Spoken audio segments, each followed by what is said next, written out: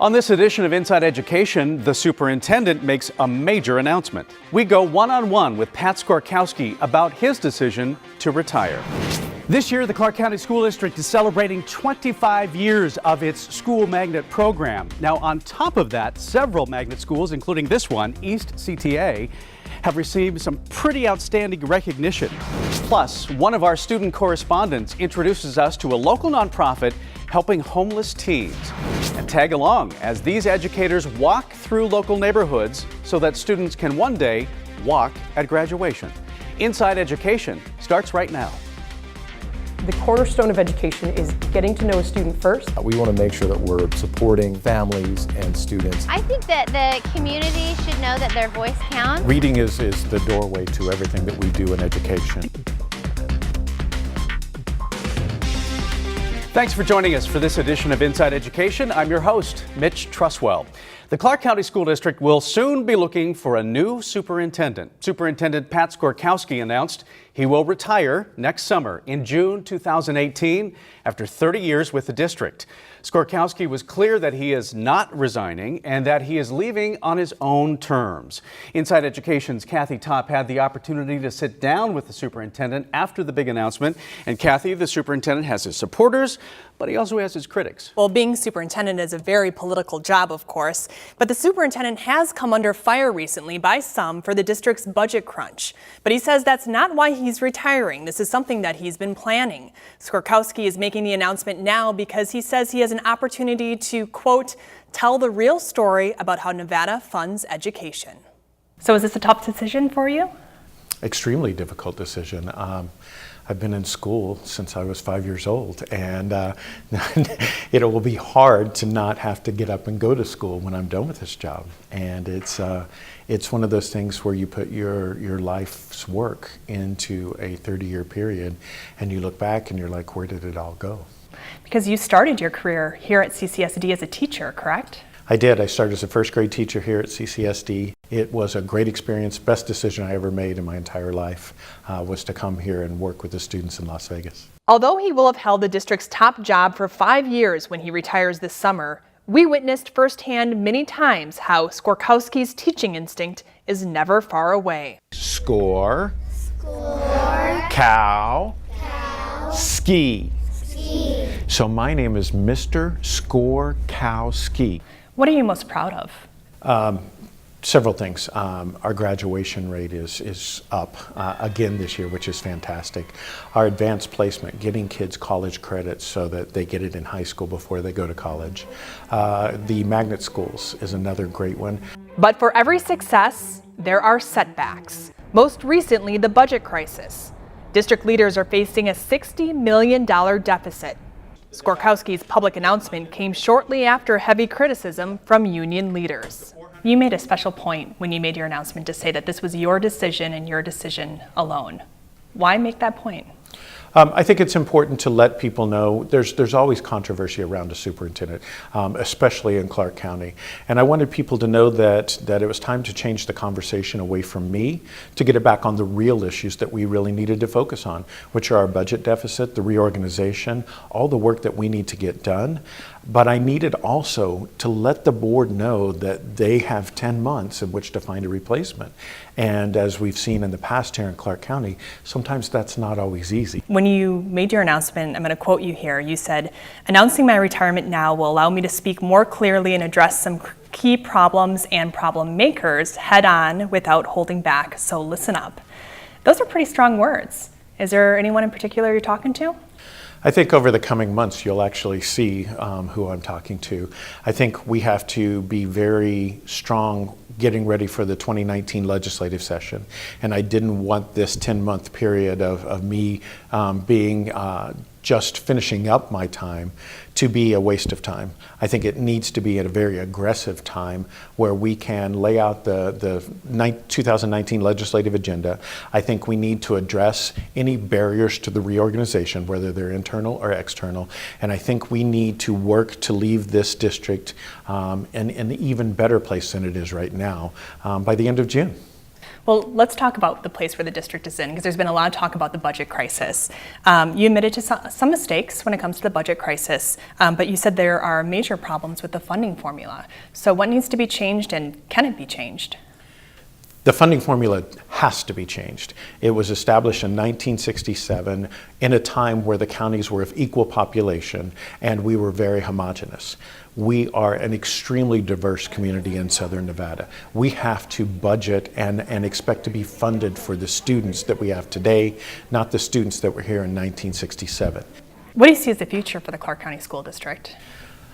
I see an exciting time. I see a time where schools are truly trying to engage their parents to make the best decisions for their populations.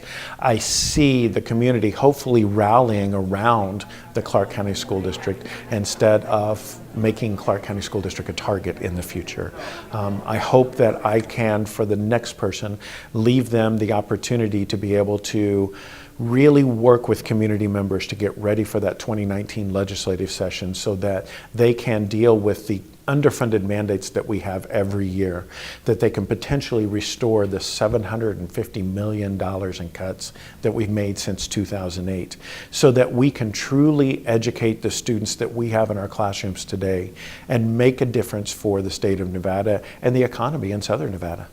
But there are a lot of politics. I mean, you make it sound nice and rosy and rainbows and sunshine, but there are a lot of politics, especially when it comes to funding and money. There are a lot of politics. I'm not chasing a unicorn here. I understand, but it can happen. We have to get Southern Nevada legislators to truly understand that they can't make decisions that are going to impact the funding for our students and for the rest of the state. If you could sit face to face with whoever takes this job after you and give them one piece of advice, what would you tell them? When you start the job, it is important to lay the groundwork for balance in your life. That's one thing I have failed miserably at, is the balance between the personal and the professional. This job will consume you.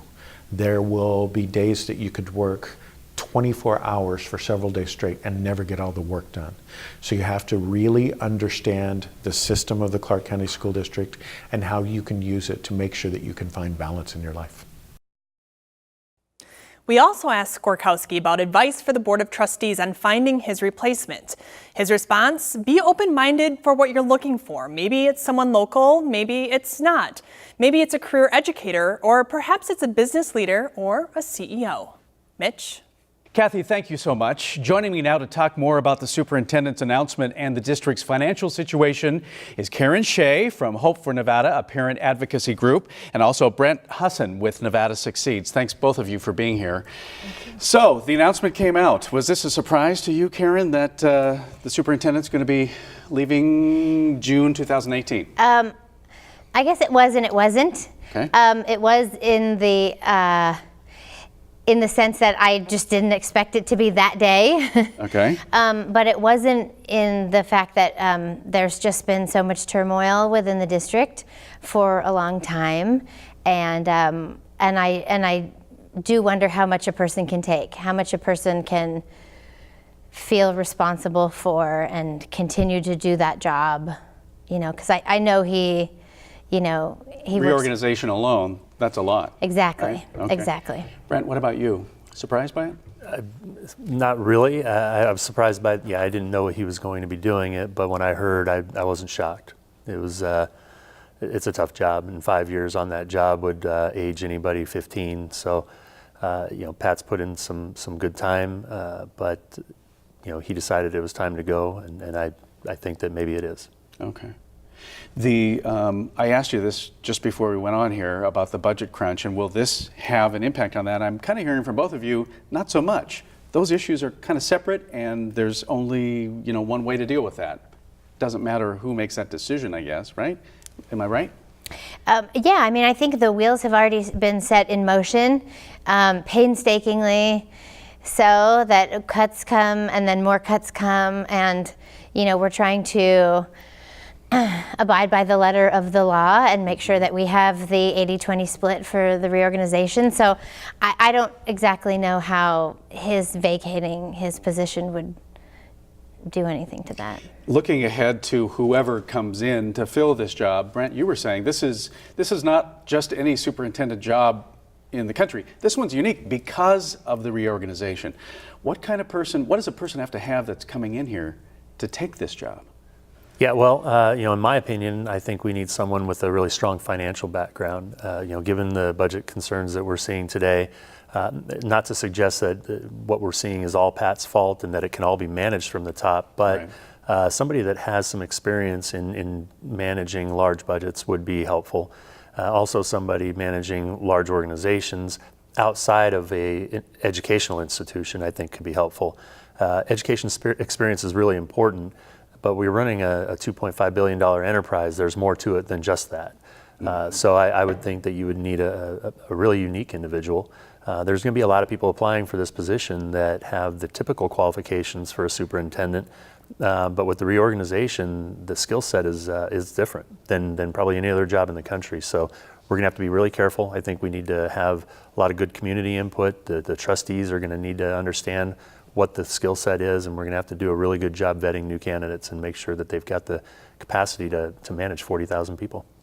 Karen, what advice would you have for the person that they eventually decide on? I guess my advice would be to be excited by the opportunity that CCSD presents, because we're doing something that's unprecedented. Right. And this is a period for growth for all of us, and they could be at the cutting edge of something really important. Yeah, we're going to have you back as this process goes on. I know that you're both very involved in what's happening. Appreciate your time today, and we'll see what happens. Mm-hmm. Thanks, Mitch. Thanks so much. The Clark County School District is celebrating 25 years of its magnet program this year. These are among the most popular programs the district has to offer. Hundreds, sometimes thousands more student applications are received than can be accommodated, even though the number of magnet schools continues to increase just about every year. Just recently, 2 CCSD magnet schools received a very prestigious award. Each was recognized as a national demonstration school, meaning they are considered a model for the rest of the country on how a magnet school should operate. One of those schools is East Career and Technical Academy. Good morning, good morning. Callie, come on, let's go. Just about every school day, you will see Principal Darlene Delgado greeting students and passing out breakfast to high schoolers at East Career and Technical Academy. This Second Chance Breakfast, as it's called, is Principal Delgado's first step each day to help her students succeed. If you have students that are coming to school hungry, that's a basic need, right? They can't perform. So when we were informed that we were going to become a school that offers Second Chance Breakfast last year, we embraced it. East CTA is one of about 37 magnet school programs in the Clark County School District. This school was recently honored as a national demonstration school. There are just 10 schools in the nation that receive this designation. That means East CTA is a national model for what successful magnet programs should look like. For Delgado, it's a big honor that put the hard work of many here in the spotlight. It's a very proud moment, but not for me, but for my students and the community, and definitely the staff. But it's a special recognition to identify a school like East Tech, that they are high achieving schools. Even though with the challenges that our kids and the community is facing, we're still excelling. Most of the student body is eligible for free and reduced price lunch. Many students are the first in their family to attend high school.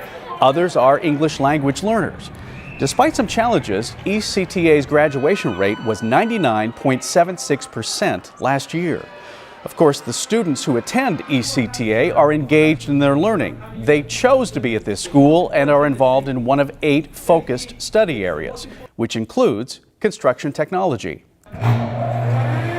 On this day, students were becoming familiar with all that is available to them in the shop. We have a lot of kids that want to go to college, that actually want to pursue a degree, and we have kids that don't want to pursue a degree. They want to be general contractors. They want to run their own business, and we're getting a lot of that. So we want to give them all the tools so they can make the best decision that suits for them. Students who graduate from the Construction Tech program will already be forklift certified and have an OSHA 10 certification.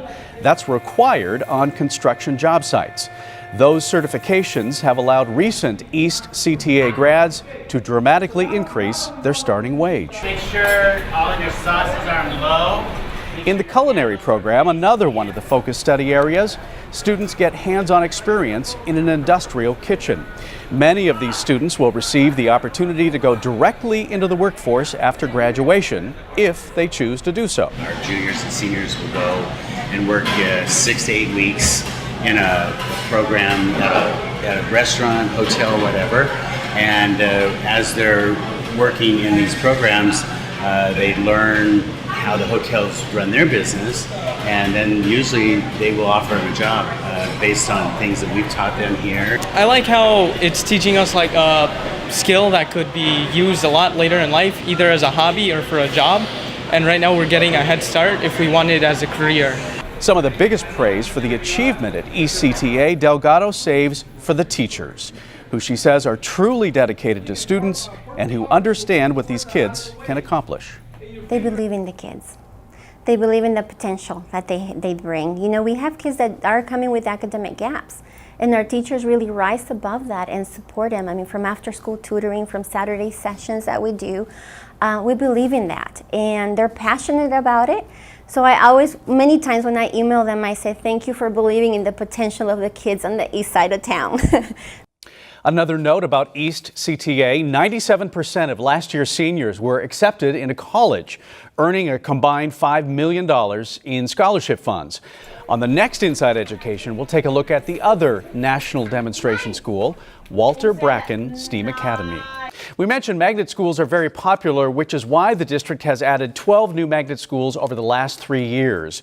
Gia Moore is CCSD's Director of Magnet Schools and Career and Technical Academies. Gia, thanks for being here today. Thank you for having me. So the school district has approximately 320,000 more than students. How many of those are actually involved in a magnet program? So we have approximately 25,000 students enrolled in our magnet programs in CCSD.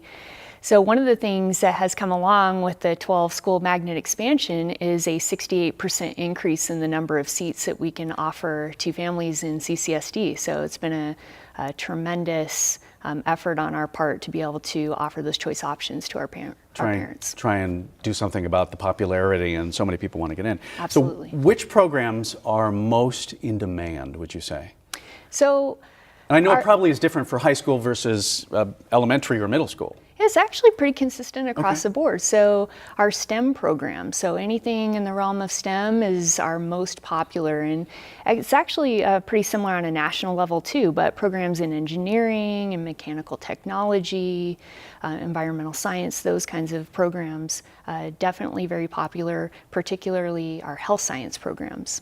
When we think of magnet programs, a lot of people will think, well, yeah, that's kind of more of a high school interest, but you can start in first grade and now go all the way to 12th grade if you want, right? Tell me about that. Absolutely, yeah. So this year we have a theme, it's called Imagine, Explore, Discover, and we feel that that really embodies what our magnet programs are all about. So we have students that can start in first grade and then carry that program all the way up until high school if they would like, or they can kind of discover what they like and what they don't like. And so we offer over 145 different programs for students to choose from. And so really, the sky's the limit for them. Right. So let's talk a little bit about what we need to know for those parents who have never enrolled or tried to enroll a student into this program. What do they need to know about that process? So should you be thinking about next year now? Absolutely, yeah. So we just opened up our online application about a week ago. It's a new online application, so it's very easy for parents. As a matter of fact, they can do it from the comfort of their own home on the phone, on their phone, they can apply that way.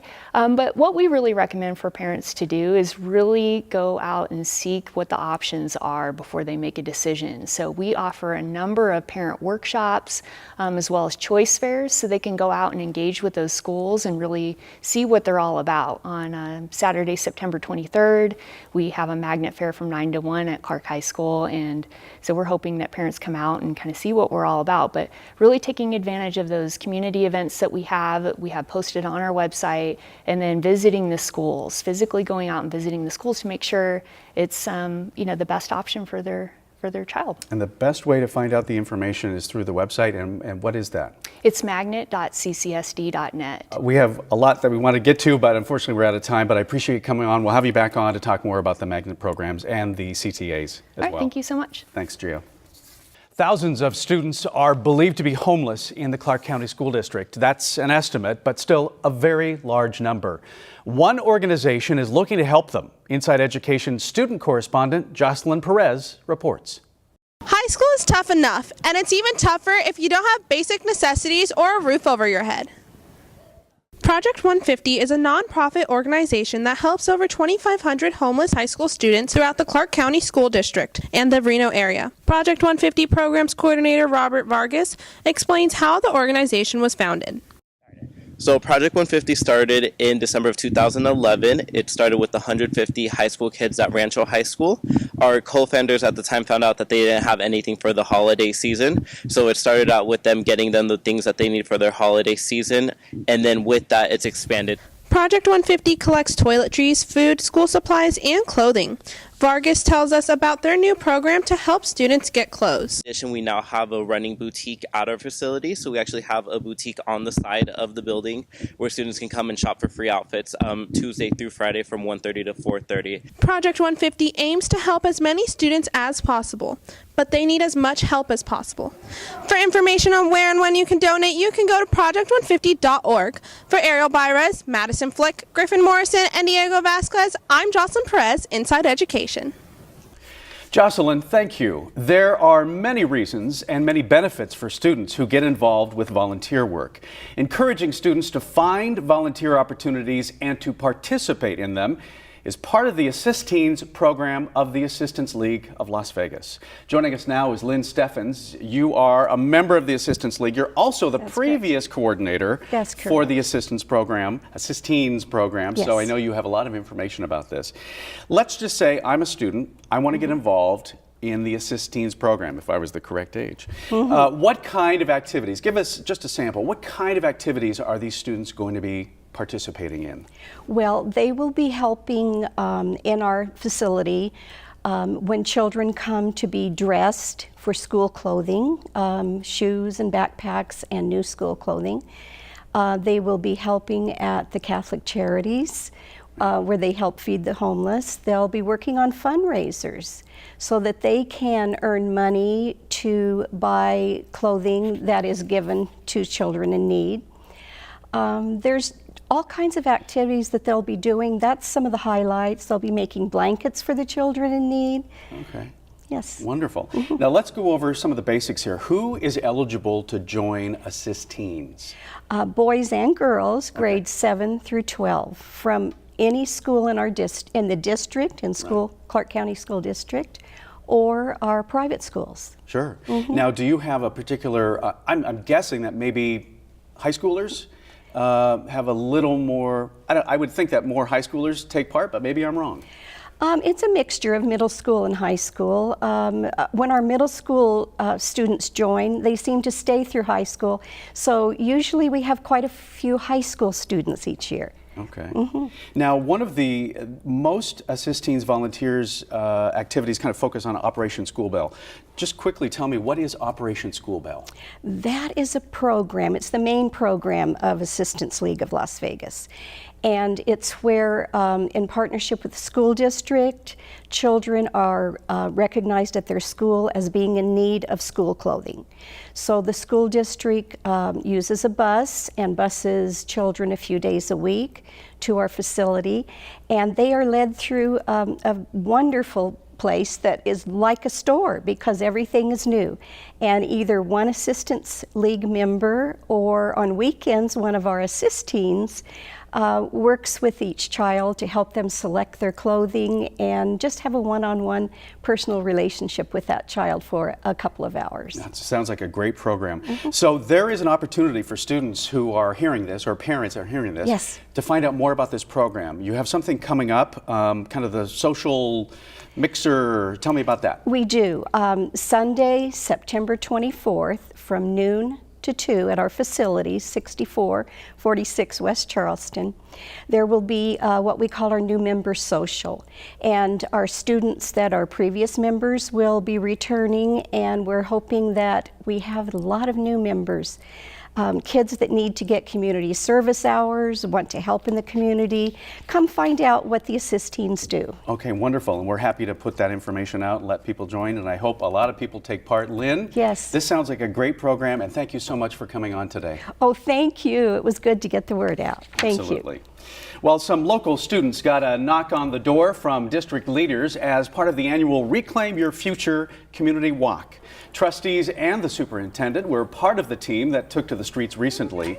By going directly to their homes, district leaders hope to encourage students to re-engage in their education and make them aware of resources and services that are available to help them succeed.